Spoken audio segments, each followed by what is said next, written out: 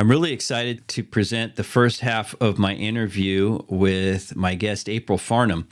April is doing some really interesting things about telling the stories of the early California settlers, especially women on the California frontier, and in particular, some women whose ancestry was both indigenous and Spanish, and how that played out in their lives and the lives of their descendants.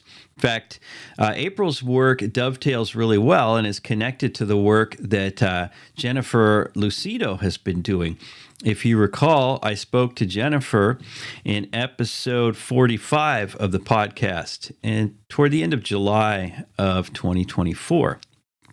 Basically, this really interesting project of unearthing these genealogical stories, connecting the family trees, connecting the different kin groups, and then building out the stories of these people, in particular, like I said, in particular, women of mixed ancestry and how their lives and the lives of their descendants played out in Alta California. So, like I mentioned, this first part, we're going to talk about April's background, how she got into her research, and the things that are getting her excited about digging into California history. And then the next episode will be the second half of my interview with her. Full disclosure, April has given me the honor of helping her with translations and transcriptions of some of these old Spanish documents that there are still tons of them in the archives in California that need to be revealed. So I'm happy to be able to cooperate with her in her research. So without further ado, part one of my interview with April Farnham.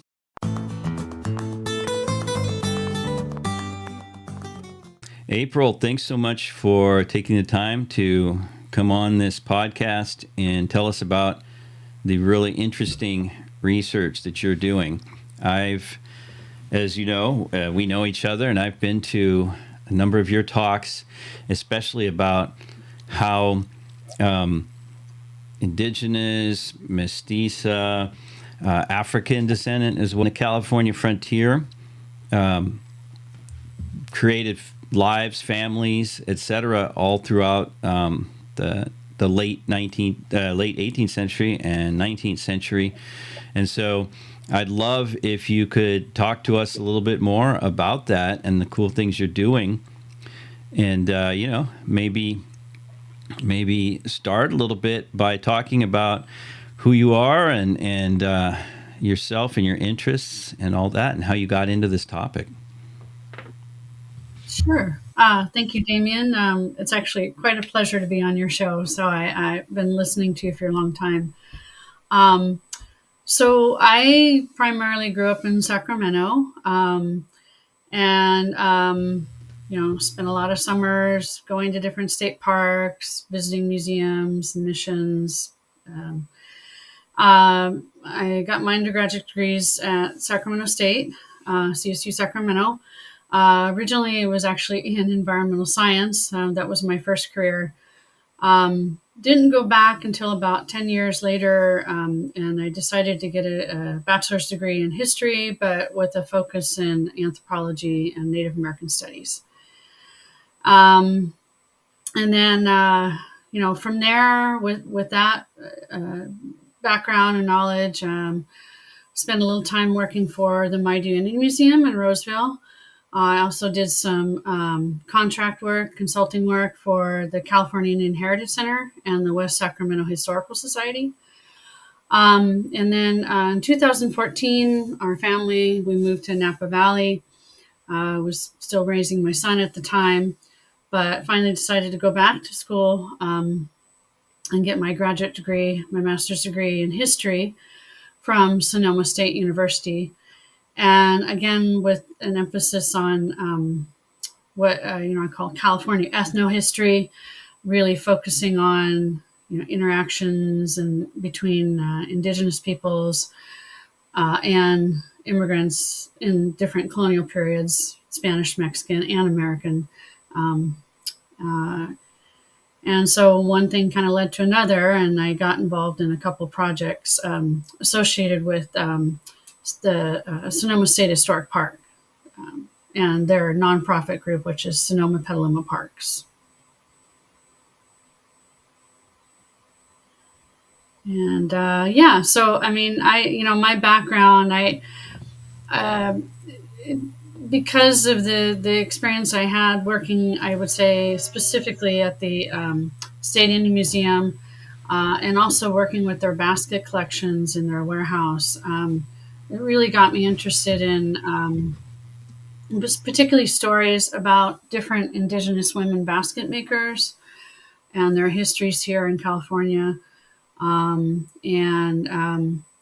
again, my work, particularly there was a book that I worked on with Brian Bibby called Essential Art. And it was essentially a catalog book of the basket collection at the California Indian Heritage Center, their main warehouse. My contribution was writing a history of the State Indian Museum. But again, just kind of getting to know some of those, working with some of the baskets, I got to know some of the individual stories of the women. And so I've just continued that work. Everything I do now, my research, my writing, presentations I do on the side also informs the interpretation that I do as an employee with California State Parks at Sonoma State Historic Park. That's right. So you are still employed with the state parks over at Sonoma, and it's interesting to see how you started out there in Sacramento, which I think a lot of people don't know or haven't visited the State Indian Museum. It's an interesting place, and I didn't know about the collections they have. Can you tell us, just before we get into your more recent stuff, a little bit about those collections? Yeah. So at the time when this was about 10, 12 years ago, when I was working directly with the material there, they have, I believe, over 5,000, baskets and other ethnographic objects connected to, California Indian peoples. The collection was amassed over time. I think since the 1930s, when I recollect from my research, started with a curator there named Benjamin Hathaway, who at the time was visiting different tribal rancherias, collecting baskets, and over time that institution, that institution really grew, and so these baskets have been donated from various, different individuals, and they're loaned out often to different small museums or larger museums. So when I was working at the Maidu Indian Museum, we were able to loan a few of their baskets to do a display and kind of an interpretive exhibit on Maidu basketry specifically. But the baskets represent a wide range of cultural and ethnographic groups throughout California. It's really an amazing collection, and I feel very fortunate that I had the opportunity to work with those baskets. Can you tell us a little bit about the Maidu Indian Museum? Because I don't think a lot of people know about that place either, unless you live in the Sacramento area. Sure, I'd be happy to. So it started out as a kind of more of an interpretive center, small museum. It's now a fully accredited museum run by the city of Roseville. It's not too far of a drive from downtown Sacramento. I'd say maybe 20, 30 minutes. My role there, between about 2009 to 2013, give or take, I was the collections manager. I also did some interpretation there for some of the school programs, school outreach programs. And I think, at the time, their hours, they had a few, they were open during the week a little more often. I think the hours have been reduced to just weekend hours now, Saturdays, Sundays. I don't remember the particulars, but you can actually Google Maidu Indian Museum, and I'm proud to say that I worked on some of those permanent exhibits.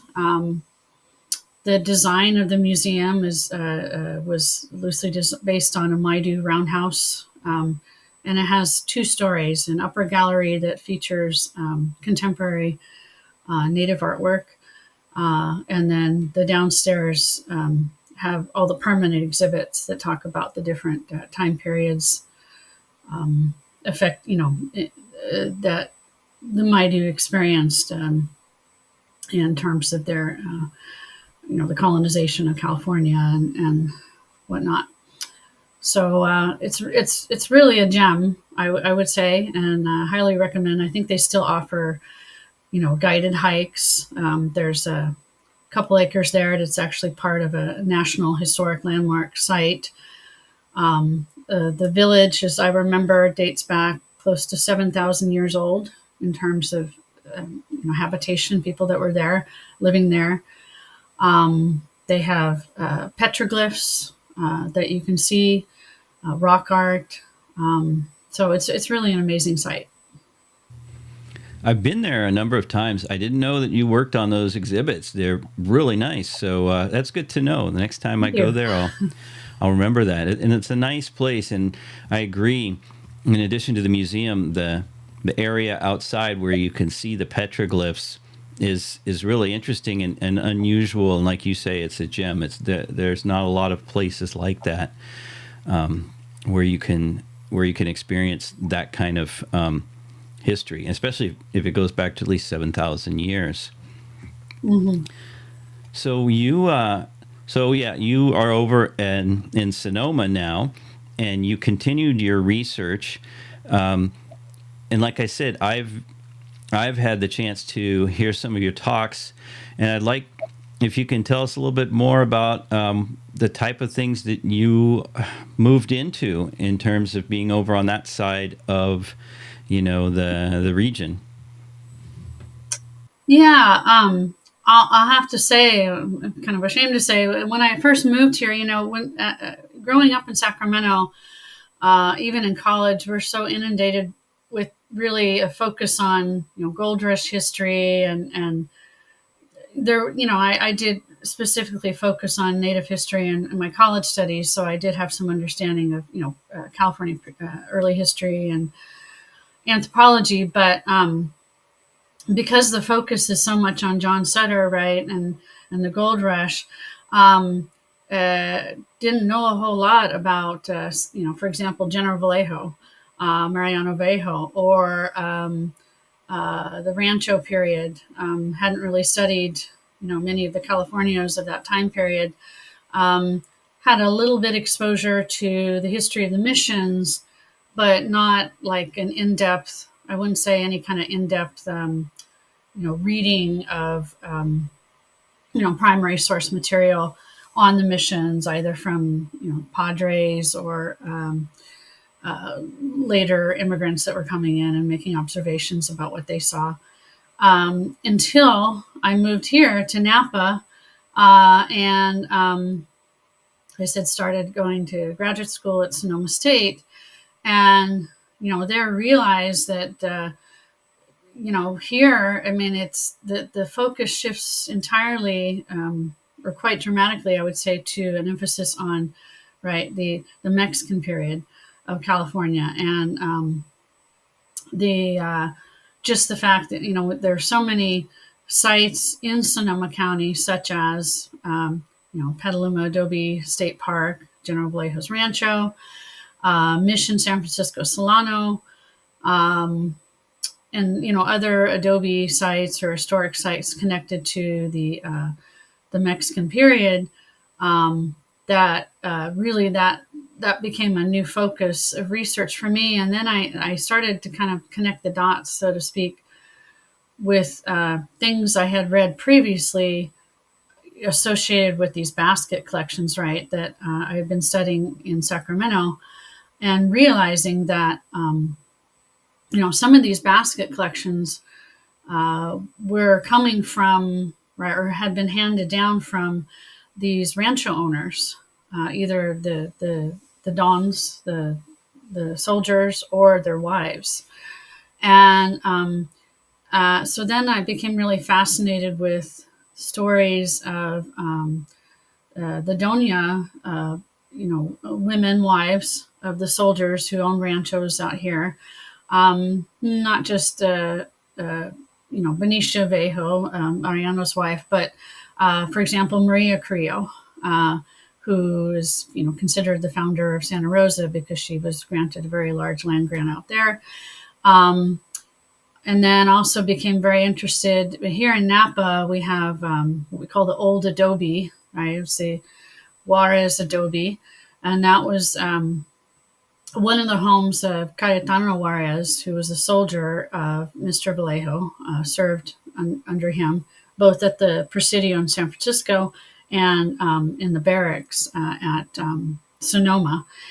And and through those different research I was doing for my grad school work, I realized, right, there was definitely a theme here with specifically with the women, the wives, and how they came to end up being, married to these fairly powerful men, prominent men here in, Sonoma and Napa, and what it meant to them, right? Culturally, socially, economically, how it impacted the native peoples that were still living in the area, right? At the time that, like, Mission San Francisco Solano was established, up through secularization.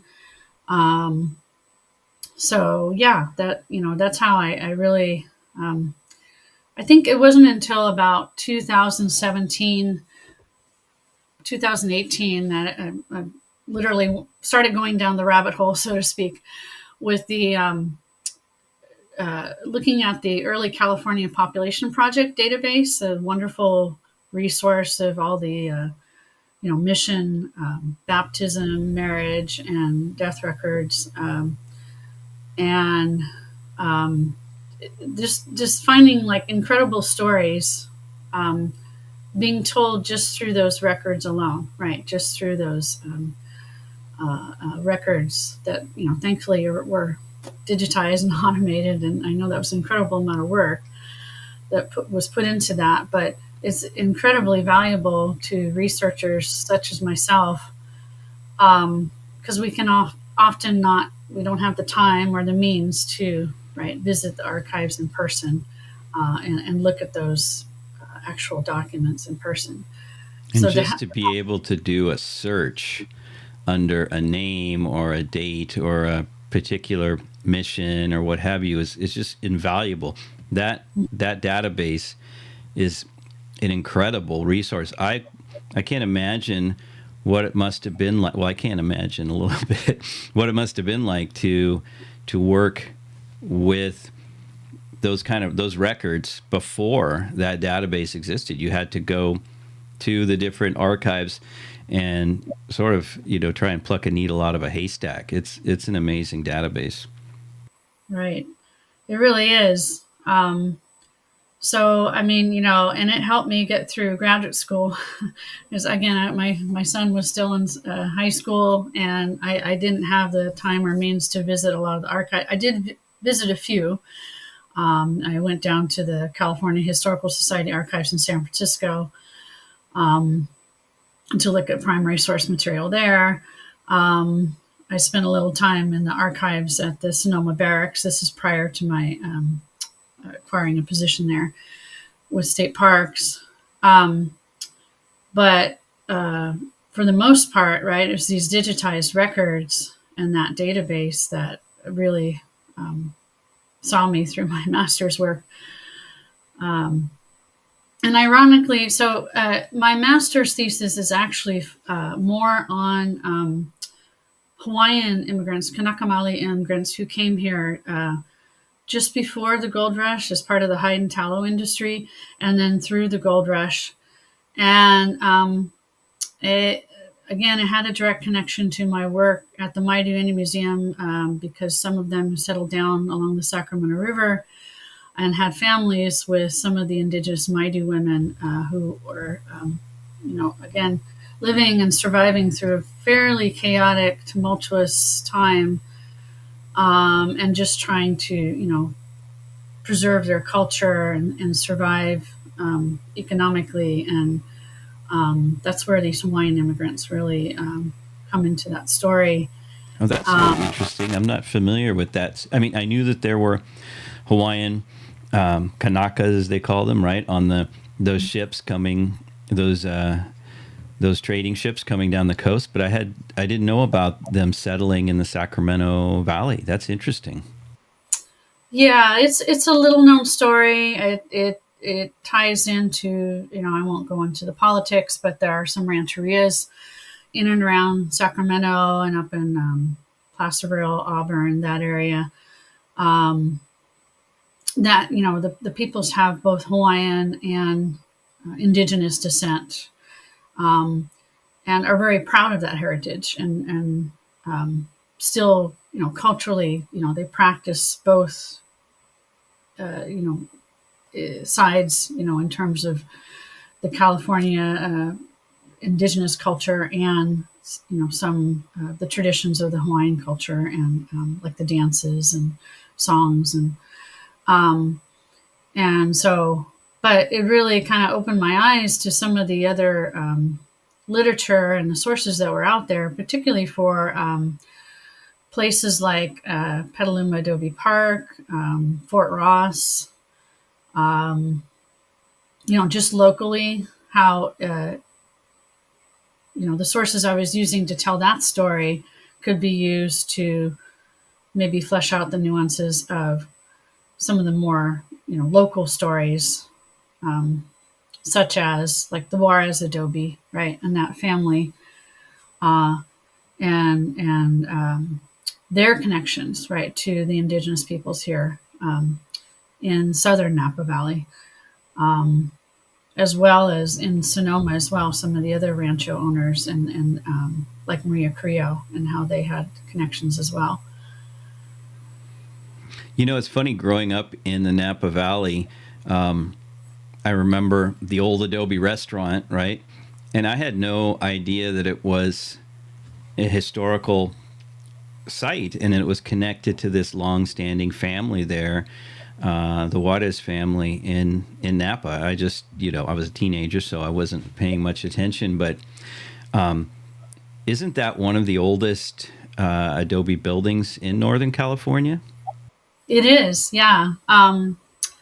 So I think it dates around 1839 or so. The rancho land grant that Cayetano Juarez received, it wasn't official until 1840, is my understanding.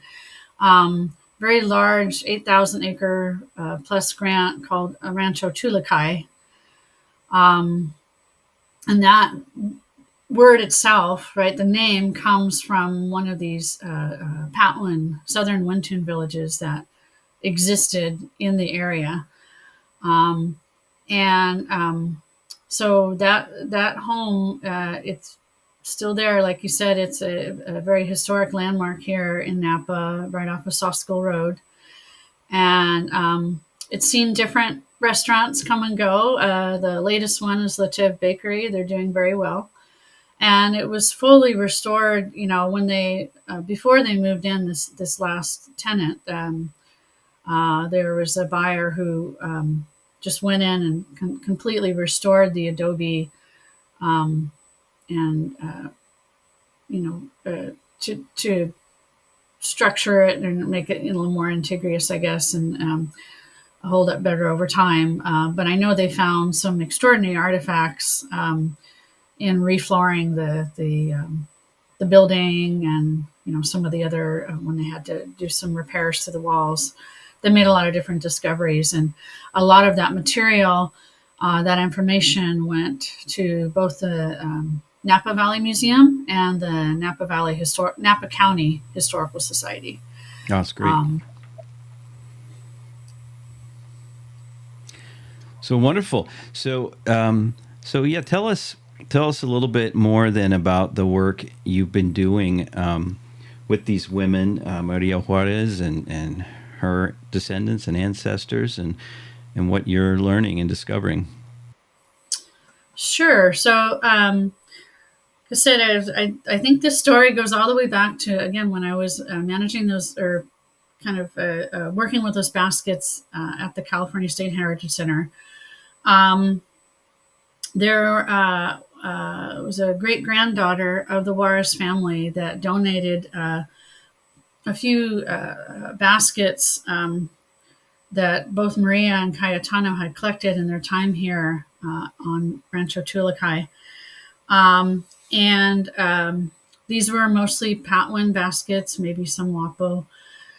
And that story just always intrigued me because, Brian wrote in his book, Essential Art, that Maria specifically, he had started this kind of genealogical research himself, was 1/4 Ohlone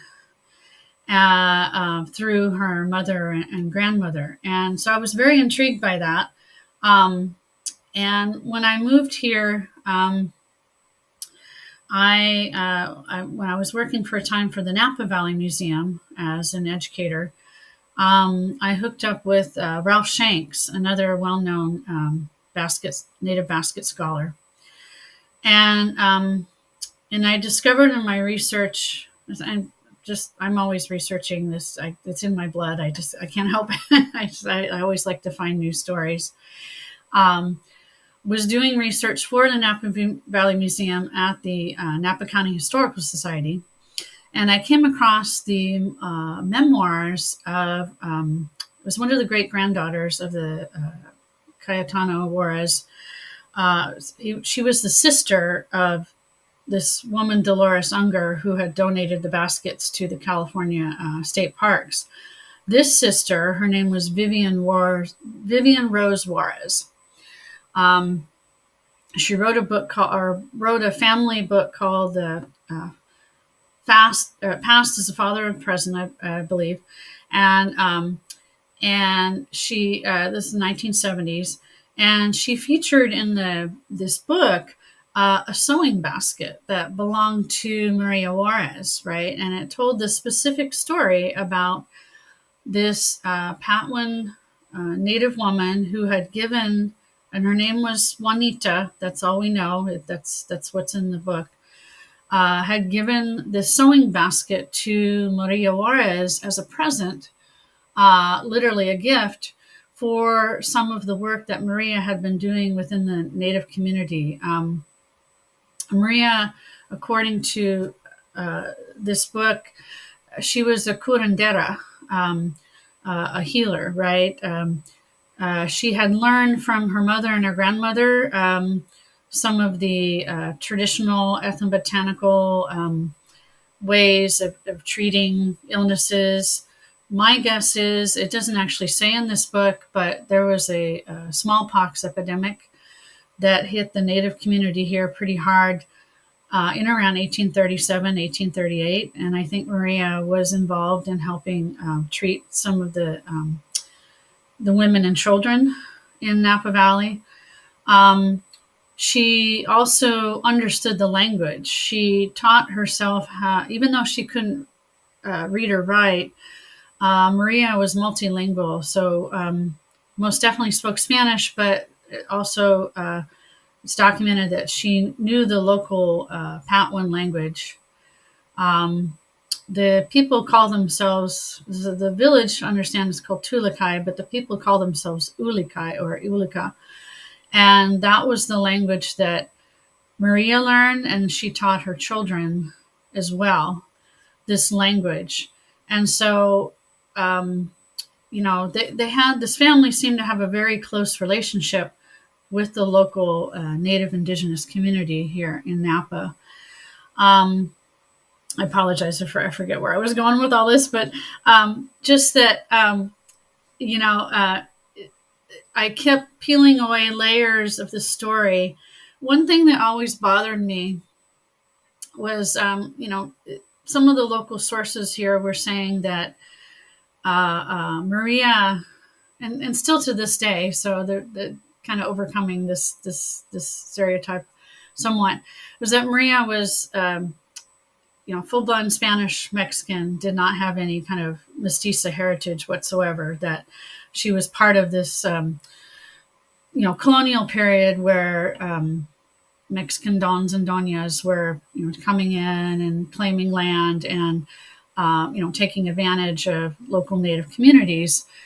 But again, my research was confirming with what Brian had already started, and that was the mission records prove, right, that she is a direct descendant of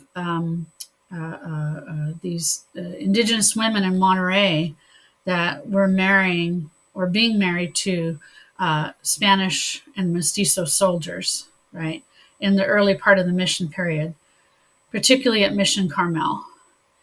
And that that heritage, that knowledge, it had been passed down from her. So her grandmother was Viridiana Maria, right, and then she had a mother, Maria Higuera, and then her herself, right, Maria Juarez, but her nickname was Viviana after her grandmother, for a good reason, right? Because in my opinion, it was, the mothers, the maternal line, they were very proud of the fact that, they descended from this Ohlone woman who had married a soldier, like I think she was age 12 or 13 when she married in 1786.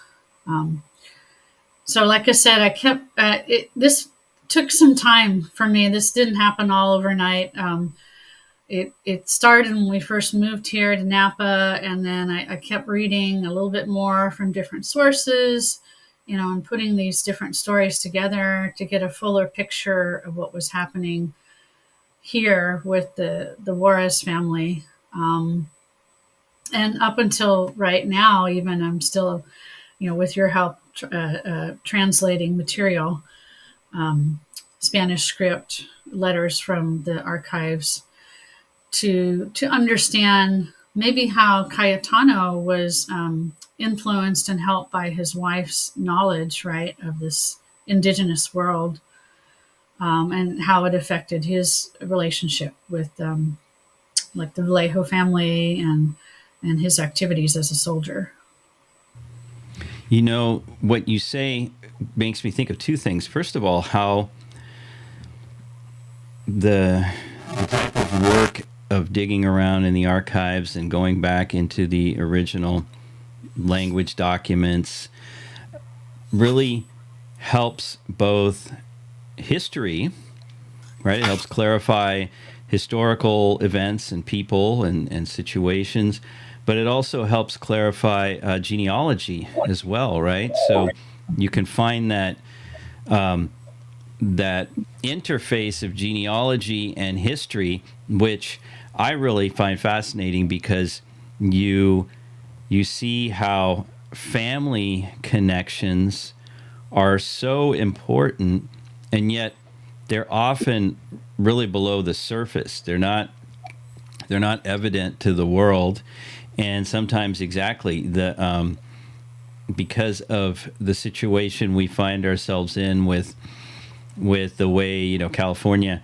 was annexed pretty quickly in a couple of years, and then things change very fast, that people have to do a lot of work to recover their history. And then secondly, the thing you mentioned about how this has been a work of years, that sometimes you can't just go and do research and find your answers. Sometimes it's over time letting something percolate and certain connections emerge between one thing you've seen here and one thing you've seen over there, and then the picture starts to take shape, maybe in a way that you didn't expect when you started out. Do you find that to be true yourself? Absolutely. And that's what I really enjoy about calling myself an ethnohistorian is, we're trained to, and I've had some very great professors train me very well in this, and looking at different sources, from anthropological literature, archaeology. I mentioned the museum collections, the baskets, um, oral histories, um, letters, diaries. Of course, the paper trail left by different written sources, and and it's the whole of that, right? Looking at it from all these different perspectives and angles that is what motivates me to dig deeper, right? And I keep, like I said, I keep finding these new details by looking at it from different perspectives. And Yeah, so now I'm really focused on the archival research, particularly at the Santa Barbara Mission Archives there, and wishing I had a little more training in Spanish, you know, translation and early Spanish script, but it's just takes time.